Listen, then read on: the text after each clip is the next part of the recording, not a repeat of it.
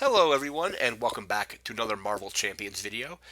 Today I'm going to be looking at a few more cards from the Rise of Red Skull expansion set, which is supposed to be coming out pretty soon. So first up here we have Mockingbird. She is in the Hawkeye deck. So three resources. It's an ally card. Two thwart, two attack with one incidental damage each. Three health. She's an Avenger and she's also in Shield. And as an interrupt, when the villain initiates an attack against you, spend one resource of any type and return Mockingbird to your hand, prevent all damage from that attack.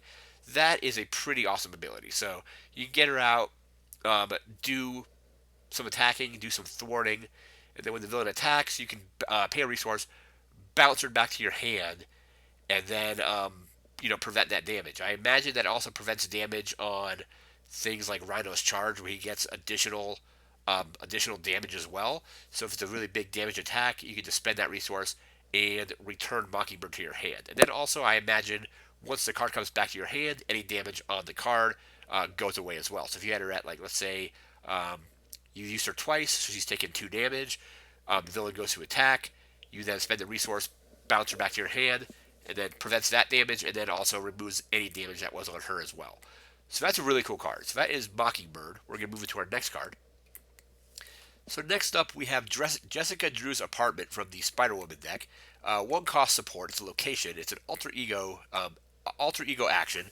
So exhaust the apartment. Search the top 5 cards of your deck for an aspect card and add it to your hand. Then shuffle your deck. So it lets you kind of filter out the cards that you might not want to get a card that you do want, and it goes into your hand. So there's Jessica Drew's apartment. And we also have Steve Rogers' apartment as well from the Captain America set. But one resource basically to kind of exhaust it, you can then basically cycle some of the cards from your deck. Pretty good. Next up, we have Containment Immunity. It's a 2-cost event. It's a Spider-Woman card. So 2 cost generates a energy resource when you discard it. It's a superpower. And as an action, heal 3 damage from Spider-Woman and give her a tough status card. So it's both a Spider-Woman card and a protection card as well. So that is really strong. So 2 resources gets you 3 damage or heals you 3 damage and gives you a tough status card. That's pretty good. That's for only for 2 resources. I think that's really strong. Again, heal 3 and get toughness. So when you get attacked on your next time you get attacked, it just removes that toughness status. Since we're getting all these really strong cards, I'm pretty sure the villains are going to become stronger, and then minions are probably going to become stronger as well. We just have to wait and see on that. But that is Containment Immunity. Into our next card, we have War Machine. So this is just a basic version of War Machine. It can go into any deck. 4 cost generates a mental resource when you discard it. But 4 cost, 2 thwart, 2 attack with 1 incidental damage each. Comes in with 3 health. He's also in Avenger and Shield. Comes into play with a toughness status, and his basic attack gains range, which means it ignores retaliate. So a lot of the stuff in the Hawkeye deck, like his arrow attacks, also have ranged. I wonder if, since we're seeing ranged more, if we're going to have more villains and more minions that have retaliate. So when they take damage from attacks, they deal 1 damage back, or based on the number. So if it's like retaliate 1, whenever you take damage, you also do a damage. So War Machine, since he's basically flying around, is going to be able to ignore those retaliate keywords. So that is War Machine. Into our next card, we have a new version of Captain Marvel as an ally. So 4 resources, generates a wild resource when you discard it. Comes in with 2 thwart, 2 attack with 1 incidental damage each. Has 3 health. It's a Spider-Woman card, and she's an Avenger as well. And then as a response, after Captain Marvel uses a basic power, draw 1 card.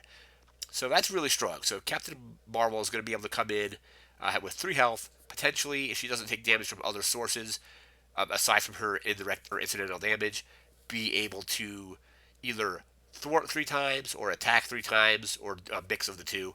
And then also, whenever you use one of her basic powers, you get to draw a card. So that's if you use her to do 3 attacks or 3 thwarts, you'll be able to also, through the course of the game, draw 3 cards off of it. And that's for 4 resources. That's pretty strong because you're getting, again, 2 thwart or 2 attack, and then also getting to draw a card. So that's pretty big.